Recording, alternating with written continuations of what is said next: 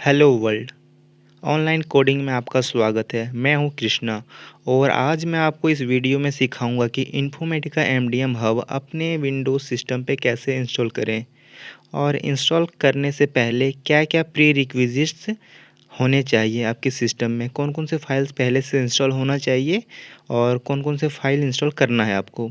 तो जैसे कि आप ये देख पा रहे होंगे हमारे डॉक्यूमेंट में आपको जेडीके 1.8 वर्जन इंस्टॉल होना चाहिए, ओरेकल डेटाबेस फाइल डाउनलोड होना चाहिए लेटेस्ट वर्जन का, और आपके सिस्टम में लेटेस्ट वर्जन का जेबोस सर्वर डाउनलोड होना चाहिए, और आपके सिस्टम में MRM server, MRM resource kit, क्लींस server ये मौजूद होना चाहिए, जैसे कि आप देख पा रहे होंगे स्क्रीनशॉट में।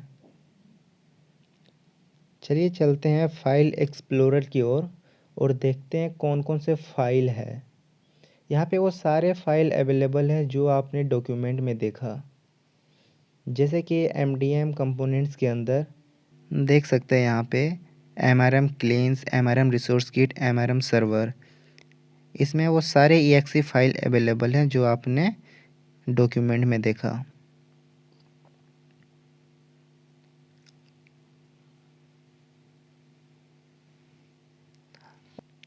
यहाँ पे आप देख पा रहे होंगे साइप्रियन डॉट लाइसेंस नाम का एक फ़ाइल है। जब भी आप एमडीएम एक्सी फाइल को रन करेंगे उस समय इस फाइल की आवश्यकता होगी। जब भी आप ओरेकल डेटाबेस डाउनलोड करेंगे तो आपको इस प्रकार जिप फाइल में दिखेगा। आपको इसे एक्सट्रैक्ट कर लेना है और इसे रीनेम कर लेना है, जैसे कि मैं यहाँ पे रीनेम कर रहा हूँ। इसका नाम मैं ओरेकल अंडरस्कोर डेटाबेस दे रहा हूँ। आप अपने हिसाब से कुछ भी नाम दे सकते हैं। और यहाँ पे आप देख पा रहे होंगे मेरे पास जेबॉस ERP 7.4.0 इंस्टॉलर वर्जन अवेलेबल है। चलिए डॉक्यूमेंट में देखते हैं आगे क्या करना है। सबसे पहले आपको चेक करना है कि आपका जावा होम पाथ वेरिएबल में सेट होना चाहिए। तो इसको चेक करने के लिए सिंपली आपको जाना है इन्वायरमेंट पे और यहाँ पे आपको चेक करना है कि वो प्रॉपर्ली सेट है या नहीं। अगर सेट नहीं है तो आपको सेट कर लेना है इसे। और चलते हैं पहला स्टेप की ओर। पहला स्टेप है इंस्टॉल ओरेकल डेटाबेस। चलिए सबसे पहले हम लोग डेटाबेस को इंस्टॉल करते हैं। आप ओरेकल डेटाबेस को एक्सट्रैक्ट करने के बाद आप इसे ओपन करेंगे तो आपको इसके अंदर एक सेटअप फाइल दिखेगा, और मैं नहीं चाहता हूँ कि यह फाइल इधर उधर इंस्टॉल हो, इसलिए मैं एक सेपरेट फ़ोल्डर बनाऊँगा जिसका नाम मैं दूंगा ऐप्स, और जितने भी फाइल्स इंस्टॉल करूँगा वो सारे ऐप्स फ़ोल्डर के अंदर मैं इंस्टॉल करूँगा ताकि हमारा फ़ोल्डर एक स्ट्रक्चर वे में रहे। तो हमने यहाँ पे ऐप्स नाम का एक फ़ोल्डर बना लिया है। अब इस फ़ोल्डर के अंदर हम सारे फाइल को इंस्टॉल करेंगे। तो वापस से चलते हैं हम अपना एमडीएम कंपोनेंट्स में और ओरेकल डेटाबेस को ओपन करते हैं और हम अपने सेटअप फाइल को एग्जीक्यूट करते हैं। एग्जीक्यूट करने के बाद आपके पास ऐसा इंटरफेस आएगा। तो सबसे पहले आपको इसमें से पहला ऑप्शन जो आ रहा होगा create and configure instance database, उस पर क्लिक करना है और फिर नेक्स्ट पे क्लिक करना है। नेक्स्ट पे क्लिक करने के बाद दूसरा ऑप्शन आपके पास डेस्कटॉप क्लास है, उस पर टिक करना है और फिर नेक्स्ट पे क्लिक करना है।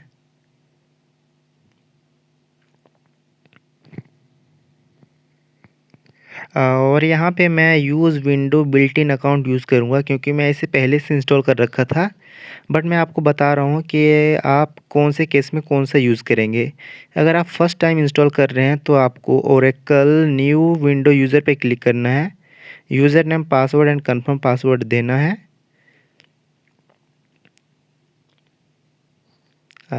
तो मैं यहाँ पे आपको बता रहा हूँ कि अगर आप फर्स्ट टाइम क्रिएट कर रहे हैं तो यूज़र नेम आपका सिस्टम होगा और बाय डिफ़ॉल्ट पासवर्ड भी सिस्टम रहता है, तो अच्छा वही रहेगा कि आप भी सिस्टम ही डालें।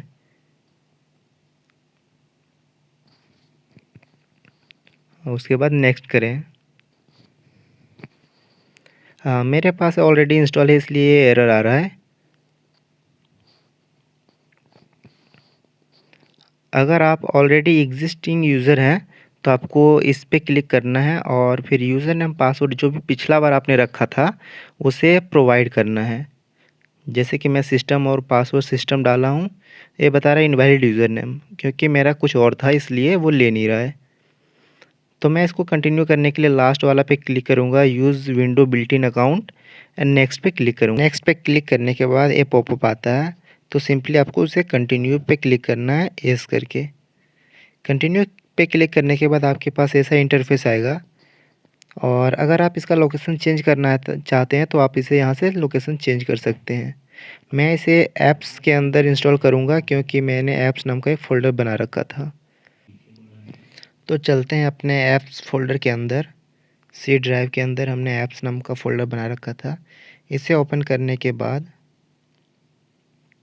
हम इसका नाम दे देंगे।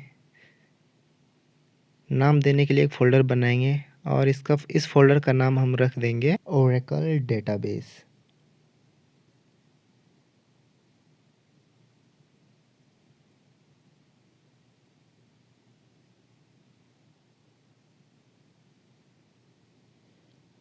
उसके बाद हमें इसे सेलेक्ट पे क्लिक करना है।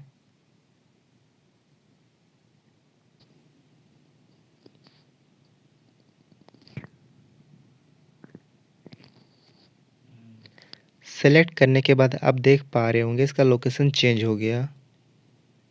और उसके बाद यहाँ पे पासवर्ड का फील्ड है। पासवर्ड में आपको सिस्टम और सिस्टम डालना है, क्योंकि जब भी आप एसक्यूएल प्लस से लॉगिन करोगे उस टाइम आपको यही पासवर्ड की रिक्वायर्ड होगी। तो इसे सिंपल रखने के लिए मैंने सिस्टम और सिस्टम डाल रखा है। उसके बाद मुझे नेक्स्ट पे क्लिक करना है। नेक्स्ट पे क्लिक करने के बोल रहा है कि मेरा स्टैंडर्ड से मैच नहीं करता, बट फिर भी मैं इसे कंटिन्यू करना चाहता हूँ, तो ओके करूँगा। और अब वेट करते हैं कि कितना देर में इंस्टॉल हो जाता है। इंस्टॉल होने के बाद आपके पास ऐसा इंटरफेस आएगा। इंस्टॉल पे क्लिक करना है आपको। इंस्टॉल पे क्लिक करने के बाद फाइनली आपका लॉग चल रहा है, आप देख सकते हैं।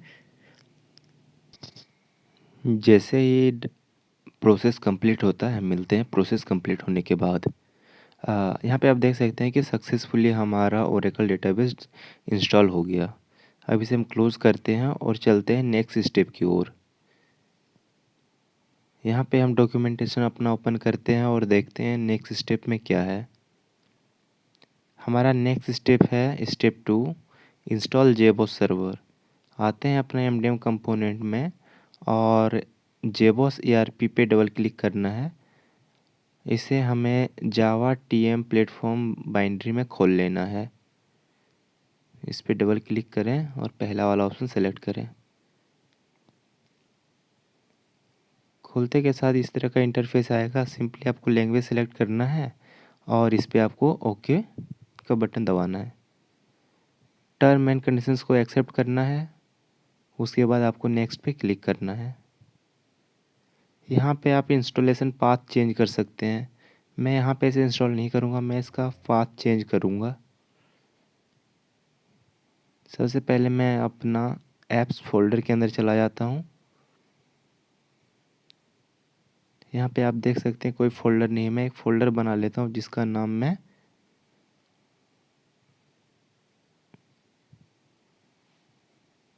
जेबॉस अंडरस्कोर सर्वर रख रहा हूँ। ओके पे क्लिक करें। ओके पे क्लिक करने के बाद ये बता रहा है कि इंस्टॉलेशन पाथ ये है। फिर आपको नेक्स्ट पे क्लिक करना है। नेक्स्ट पे क्लिक करने के बाद ये इस जगह पे फिर से आपको नेक्स्ट पे क्लिक करना है। नेक्स्ट पे क्लिक करने के बाद आपके पास से पूछ रहा है कि एडमिनिस्ट्रेटर पासवर्ड क्या होगा। ये पासवर्ड उस टाइम रिक्वायर्ड होगी जब आप लोकल होस्ट 8080 में एडमिनिस्ट्रेटर को खोलना चाहोगे। तो इस केस में मैं पासवर्ड एडमिन एडमिन रख रहा हूँ, जो कि मेरे लिए ईजी होगा। आप कुछ भी रख सकते हैं। और जब पासवर्ड रखेंगे तो अगर आप इसका स्टैंडर्ड को नहीं फॉलो करेंगे तो ये कुछ वार्निंग देगा इस प्रकार से। बट मैं इसे कंटिन्यू करना चाहता हूँ तो ओके पे क्लिक करूँगा। उसके बाद नेक्स्ट पे क्लिक करूँगा। नेक्स्ट पे क्लिक करने के बाद ये कंपोनेंट्स इंस्टॉल हो रहे हैं सारे। जैसे ही कंप्लीट हो जाता है ये वाला, फिर नेक्स्ट प्रोसेस पे क्लिक करेंगे। यहाँ पे आपको सबसे पहले परफॉर्म डिफ़ॉल्ट कॉन्फ़िगरेशन पे सेलेक्ट करना है, उसके बाद नेक्स्ट पे क्लिक करना है। नेक्स्ट पे क्लिक करने के बाद ये प्रोसेस कंप्लीट होने दें।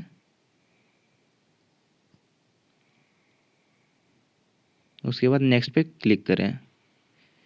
यहाँ पे सबसे पहले आपको ऑल यूजर्स पे टिक करना है, उसके बाद फिर आपको नेक्स्ट पे क्लिक करना है।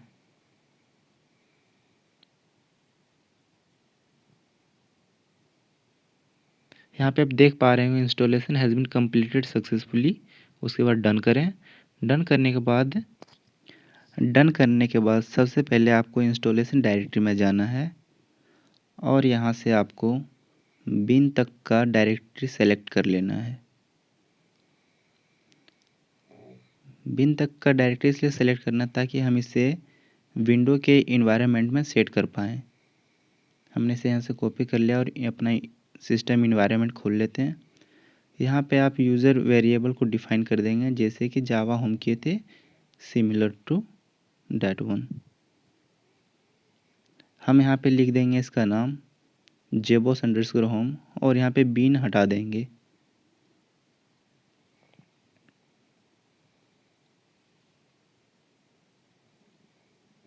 उसके बाद ओके पे क्लिक करेंगे।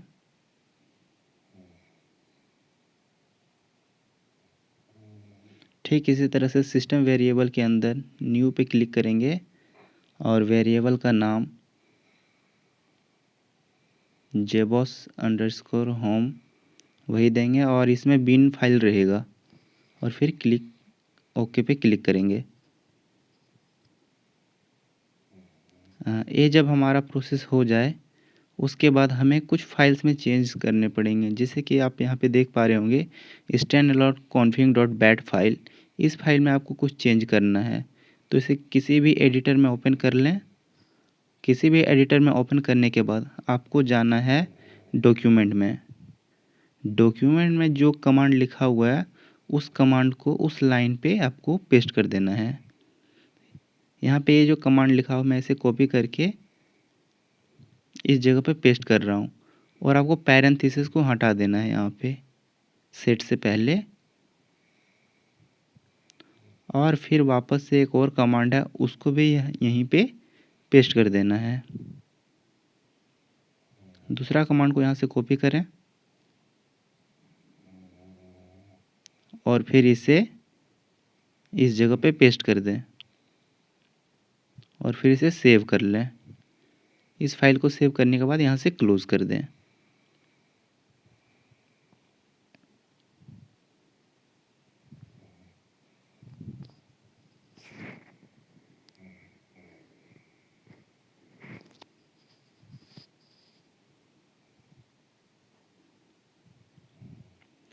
अब यहाँ पे आपको जाना है जहाँ पे आपने JBoss को इंस्टॉल किया था उसके बिन डायरेक्टरी में जाना है और सबसे पहले आपको स्टैंड एलोन को स्टार्ट करना है।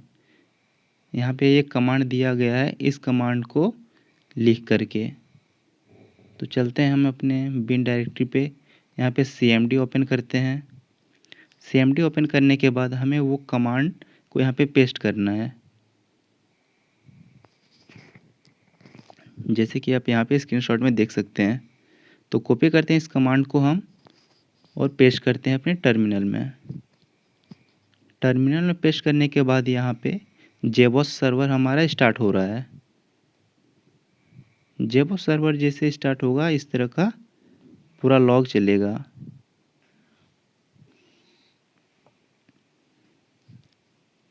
ये जब कंप्लीट हो जाए इसे मिनिमाइज कर देना है, इसे क्लोज नहीं करना है। यहाँ पे देख सकते हैं कि ये console listening on this port number. इसके बाद वापस से आपको फिर से उसी डायरेक्टरी में जाना है और वापस से फिर से cmd ओपन करना है।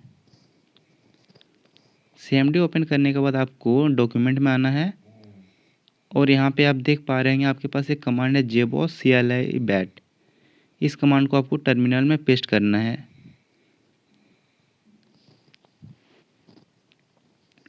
इसको पेस्ट करने के बाद इसे एंटर दबाना है।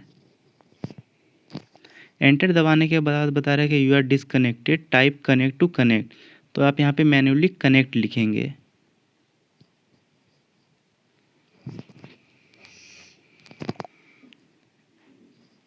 कनेक्ट लिखने के बाद आपको यहाँ पे इस तरह का कनेक्शन दिखेगा, एक कनेक्शन दिखेगा, ताकि आप इसको जेबॉस को डेटाबेस के साथ कनेक्ट कर पाएंगे।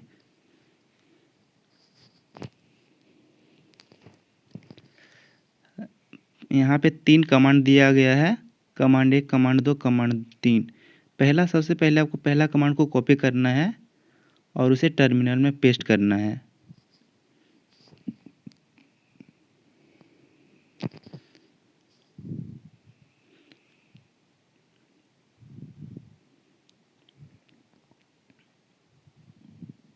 आप यहाँ पे कंट्रोल वी करके पेस्ट नहीं कर पाएंगे, तो आप सिंपली राइट बटन माउस का क्लिक करेंगे तो ये पेस्ट हो जाएगा।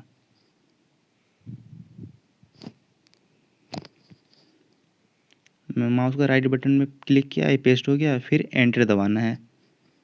एंटर दबाने के बाद यहाँ पे आपको आउटकम सक्सेस का मैसेज दिखेगा। ठीक इसी तरह अगला 2 कमांड है, उसे भी पेस्ट करना है। चलिए कॉपी करते हैं दूसरा कमांड,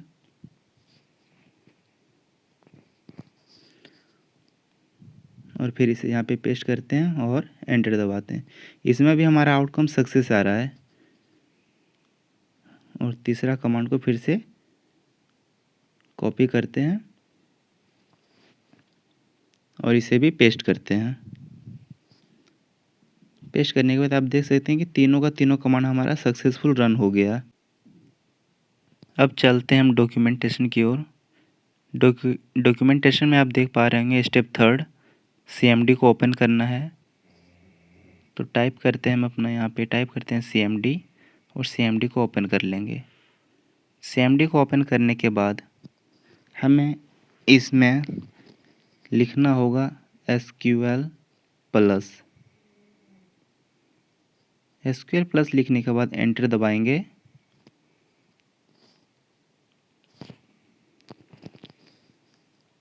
एंटर दबाने के बाद हमें एंटर यूज़र नेम प्रोवाइड करना है। यूज़र नेम हमारे सिस्टम है और पासवर्ड ही हमारा सिस्टम है।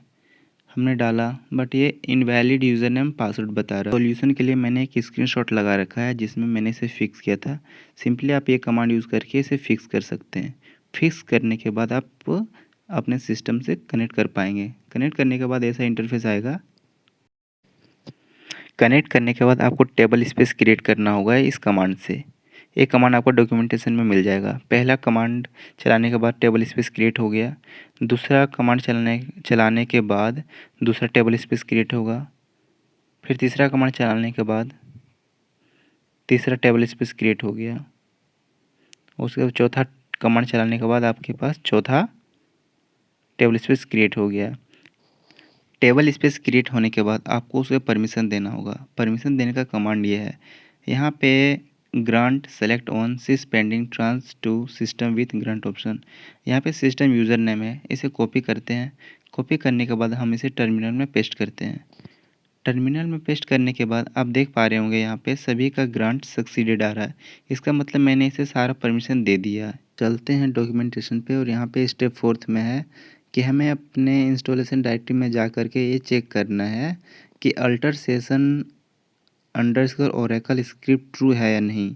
अगर ये ट्रू नहीं है तो इसे ट्रू करना होगा, तब जाके हम लोग सिस्टम क्रिएट कर पाएंगे। चेक करने के लिए हम लोग चलते हैं MDM कंपोनेंट्स फोल्डर में। यहाँ पे जाने के बाद हमें एक डेटाबेस का फोल्डर दिख रहा है, इसके अंदर जाना है, रिसोर्सेज के अंदर जाना है, फिर से डेटाबेस के अंदर जाना है। यहाँ पे आपको अपना डेटाबेस सेलेक्ट करना है। मेरा केस में ओरेकल है, ओरेकल पे क्लिक करूँगा और ENUS लैंग्वेज पे क्लिक करना है। उसके बाद यहाँ पे आपको ये दिख रहा होगा क्रिएट सिस्टम। क्रिएट सिस्टम को किसी भी एडिटर में खोल लें। किसी भी एडिटर में खोलने के बाद ये ऐसा दिखेगा। आपको चेक करना है क्या कि इसका alter session set Oracle script true है या नहीं। यहाँ पे ट्रू है। अगर आपका ये ट्रू नहीं है तो इसे आप ट्रू कर लें।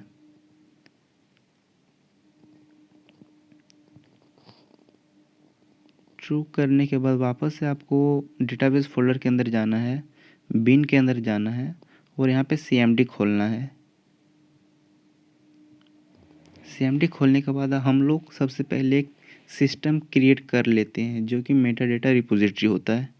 तो हमारे पास एक कमांड है sip and bat create underscore system.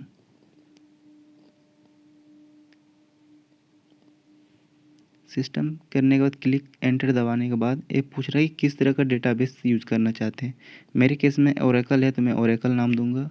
Oracle नाम देने के बाद सर्विस SID लो सर्विस, इसमें मैं SID टाइप करूँगा क्योंकि मैं SID यूज़ कर रहा हूँ। SID टाइप करने के बाद बोल रहा है कि मास्टर यूज़र नेम क्या रहेगा। ये बाय डिफ़ॉल्ट CMX सिस्टम रहता है, मैं वही रखूँगा। और लोकल होस्ट बाय डिफ़ॉल्ट है। पोर्ट नंबर बाय डिफ़ॉल्ट 1521 है और TNS ORCL है। अब पूछ रहा है कि मास्टर डेटा स्कीमा के लिए मैं क्या पासवर्ड यूज़ करूँगा, तो मैं CMX सिस्टम ही पासवर्ड भी रखूँगा। तो मैं यहाँ पे टाइप करता हूँ CMX_सिस्टम। टाइप करने के बाद ये एंटर दबाऊँगा। उसके बाद सिस्टम का पासवर्ड सिस, उसके बाद पासवर्ड पूछेगा। इस केस में मेरा डेटाबेस का जो पासवर्ड है सिस्टम का वो है सिस्टम।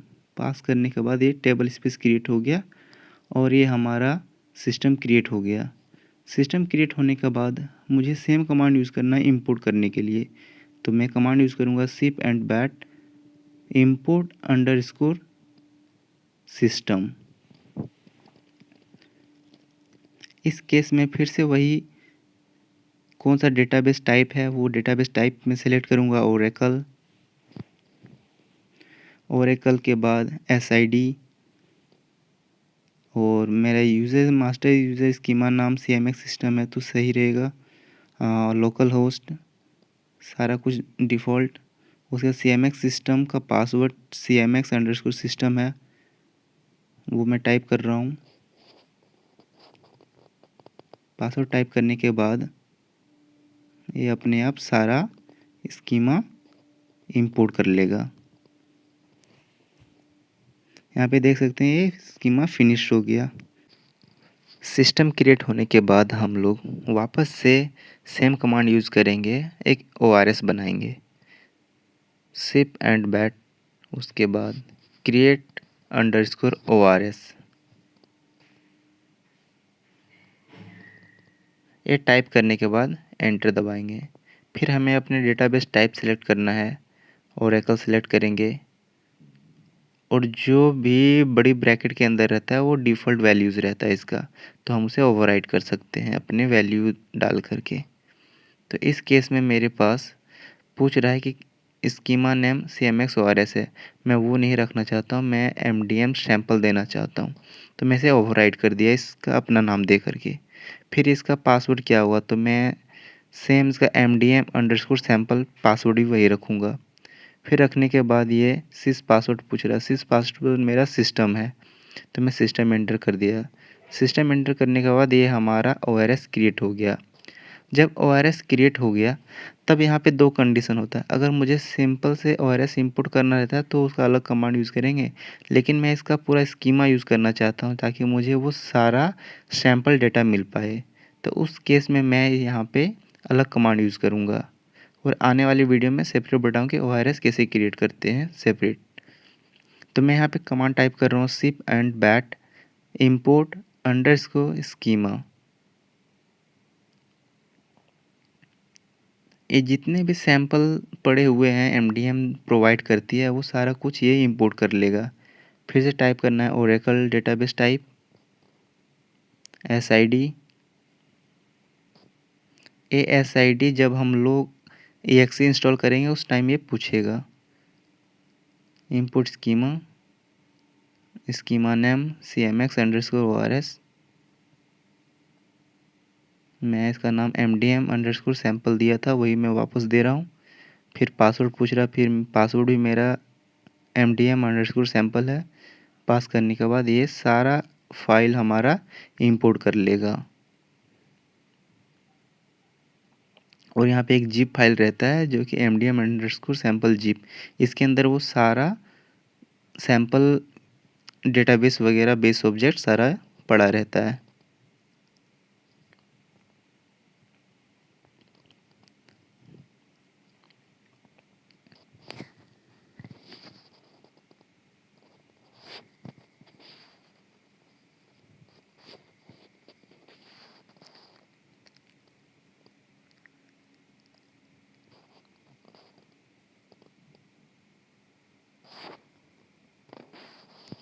ये थोड़ा देर टाइम लेगा क्योंकि काफ़ी ज़्यादा फाइल ये इंपोर्ट कर रहा है, इसलिए थोड़ा ज़्यादा देर टाइम ले रहा है।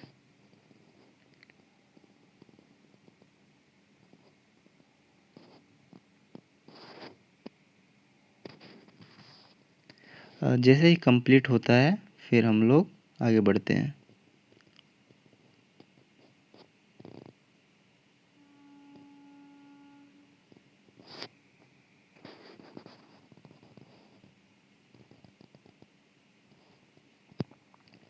हाँ, जैसे कि आप देख पा रहे हैं फाइनली फिनिश हो गया, बिल्ड सक्सेसफुल, यानी कि हमारा स्कीमा इंपोर्ट हो गया।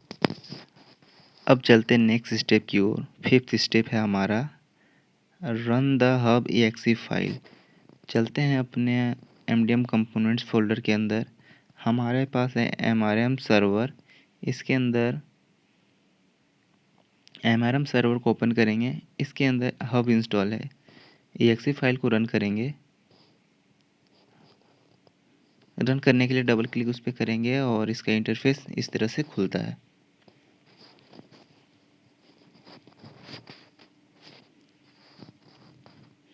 जैसे इसका प्रोसेस कंप्लीट हो जाता है फिर हम लोग आगे का प्रोसेस करेंगे।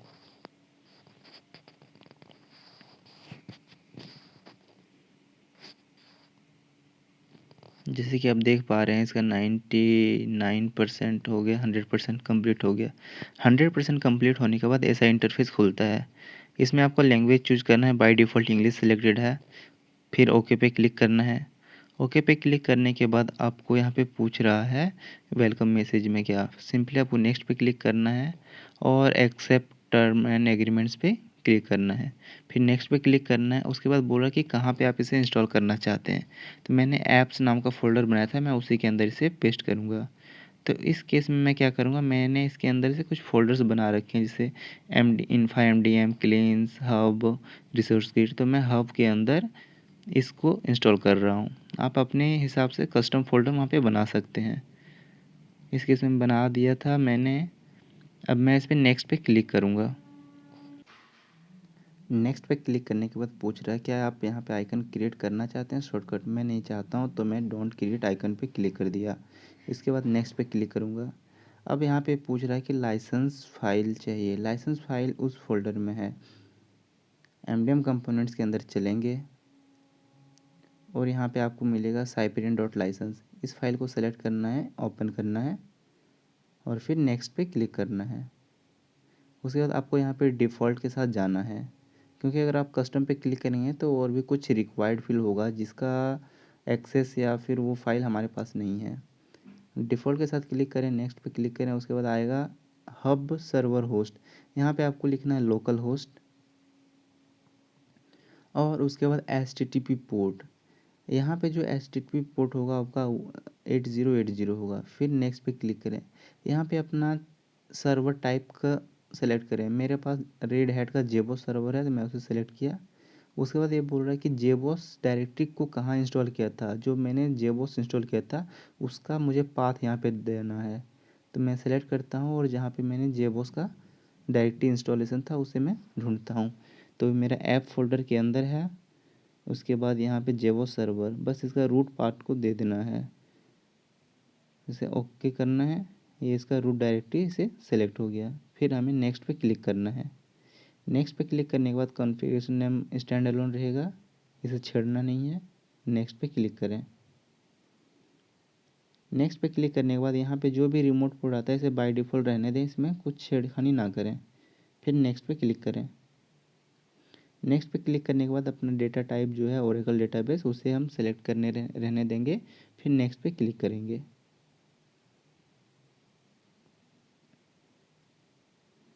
उसके बाद यहाँ पे हमने SID लेना है, क्योंकि जब हमने सिस्टम क्रिएट कर रहे थे तो SID लिया था, इसलिए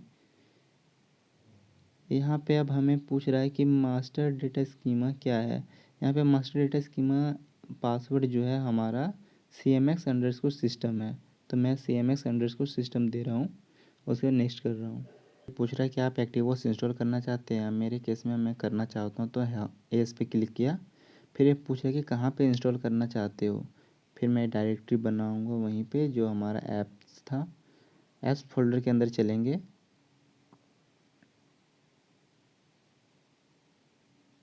ऐप्स के अंदर यहाँ पे देख सकते हैं कि कुछ नहीं है। इन्फो MDM के अंदर चलेंगे और यहाँ एक नया फ़ोल्डर बनाएंगे। नया फ़ोल्डर का नाम दे देंगे एक्टिवोस।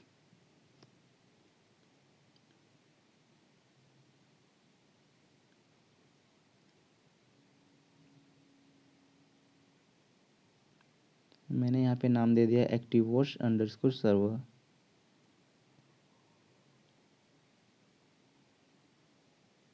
फिर ओके पे क्लिक करेंगे तो ये बोल रहा है कि ये जगह पे सेव होगा। ओके, फिर हमें नेक्स्ट पे क्लिक करना है।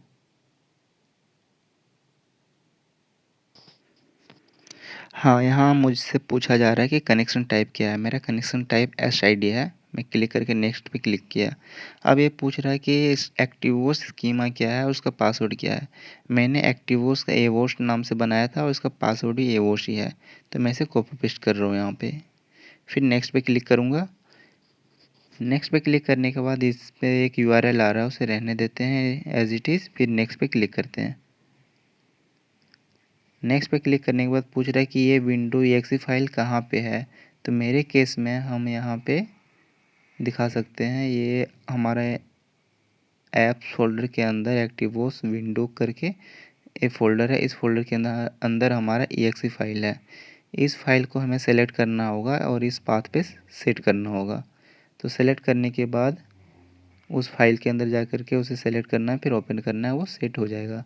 सेट करने के बाद नेक्स्ट पे क्लिक करें। यहाँ पे यूज़र नेम पासवर्ड पूछ रहा है एक्टिवोस का, तो मेरे केस में एडमिन यूज़र नेम और एडमिन पासवर्ड है, तो मैं एडमिन यूज़र नेम और एडमिन पासवर्ड को एंटर कर रहा हूँ। फिर मैं नेक्स्ट पे क्लिक करता हूँ। मैं इस पे नो पे टिक रहने देता हूँ, क्योंकि ये इस पे कुछ ऑप्शनल पैरामीटर्स है जो मेरे पास है नहीं, तो मैं उसे प्रोवाइड नहीं कर सकता, इसलिए मैं नो पे ही क्लिक करके इसे कंटिन्यू करना चाहता हूँ। फिर क्लिक नेक्स्ट करूँगा। फिर उसके बाद आप किसी तरह का एक इंडस्ट्री सेलेक्ट कर लीजिए। मैं यहाँ पे सॉफ्टवेयर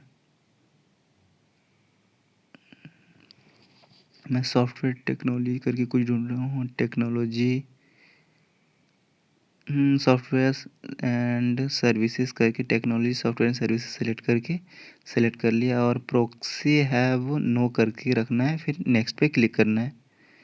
अगर येस करेंगे तो कुछ एक्स्ट्रा पैरामीटर्स पूछेगा जो हमारे पास नहीं है, तो इसे वापस से नो कर दें और फिर नेक्स्ट पे क्लिक करें।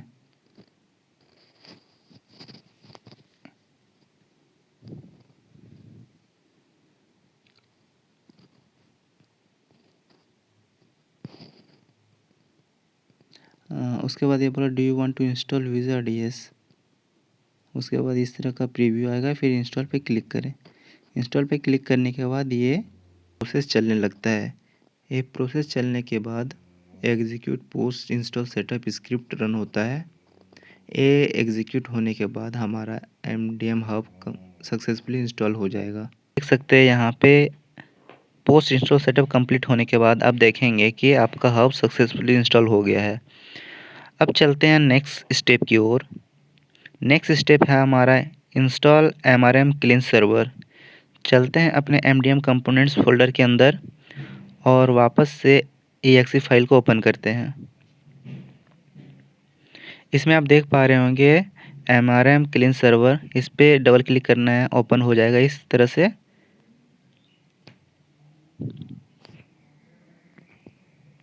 ओपन होने के बाद सिंपली आपको प्रीवियस में जैसे किए थे वही स्टेप को लगभग फॉलो करना है। एग्रीमेंट पे टिक करना है, इंस्टॉल नेक्स्ट पे क्लिक करना है। उसके बाद आप पूछ रहा है कि आप इसे इंस्टॉल कहाँ करना चाहते हैं।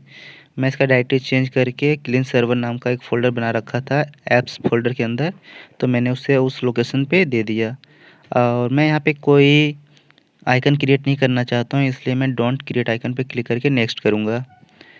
उसके बाद आपको लाइसेंस फ़ाइल प्रोवाइड करना है यहाँ पे। लाइसेंस फ़ाइल प्रोवाइड करने के बाद नेक्स्ट पे क्लिक करना है। नेक्स्ट पे क्लिक करने के बाद आपको जेबॉस सेलेक्ट करना है। उसके बाद जेबॉस डायरेक्टरी का रूट पाथ आपको प्रोवाइड करना है। चलते हैं ऐप्स फोल्डर के अंदर और जहाँ पे हमने जेबॉस इंस्टॉल किया था उसका पाथ दे देते हैं। हमारे पास जेबॉस सर्वर का रूट डायरेक्टरी पे क्लिक करके से उसका इंस्टॉलेशन पाथ प्रोवाइड कर देना है। फिर नेक्स्ट पे क्लिक करना है स्टैंड अलोन, और फिर रिमोट पोर्ट बाय डिफ़ॉल्ट रहेगा, नेक्स्ट पे क्लिक करेंगे। नेक्स्ट पे क्लिक करने के बाद आप यहाँ पे देख रहे हैं ये इस लोकेशन पे इंस्टॉल होने वाला है। इसे एज इट इज़ रहने दें, नेक्स्ट पे क्लिक करें। फिर आपको इन्वायरमेंट टाइप सेलेक्ट कर लेना है और इसमें प्रॉक्सी नो करना है। फिर नो करने के बाद आपके पहला ऑप्शन पे क्लिक करना है। पहला ऑप्शन पे क्लिक करने के बाद बोल रहा है कि इस डायरेक्टरी पे इंस्टॉल होगा। इस प्रोसेस को पूरा होने दें। पूरा होने के बाद आप देखेंगे कि आपका क्लीन सर्वर इंस्टॉल हो गया होगा और ये पूछेगा रिस्टार्ट करने के लिए सिस्टम। आप कर सकते हैं, मेरे केस में मैं नहीं कर रहा हूँ क्योंकि मुझे और भी इसके साथ जो प्रोसेस है वो कर लेना है। अब चलते हैं नेक्स्ट रिसोर्स किट को इंस्टॉल कर लेते हैं। रिसोर्स किट को भी उसी तरह से इंस्टॉल करेंगे जैसे कि आपने हब और क्लीन सर्वर को इंस्टॉल किया था। ओके पे फिर क्लिक करेंगे इस पे।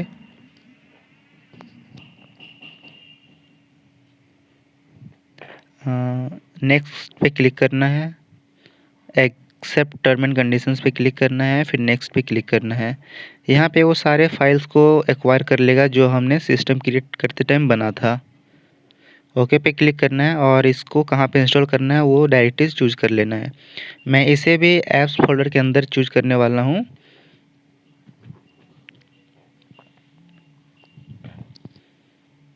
और यहाँ पे देख सकते हैं रिसोर्स किट का एक फ़ोल्डर है, इसके अंदर मैं इसे इंस्टॉल करने वाला हूँ।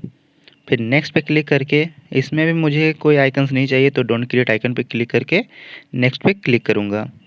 उसके बाद कॉन्फ़िगर सैंपल्स और सोर्स ओनली, मैं कॉन्फ़िगर सैंपल्स पे क्लिक करके जेबॉस सेलेक्ट करूँगा और फिर मैं इसका जेबॉस का पाथ डायरेक्टरी सेट कर दूँगा।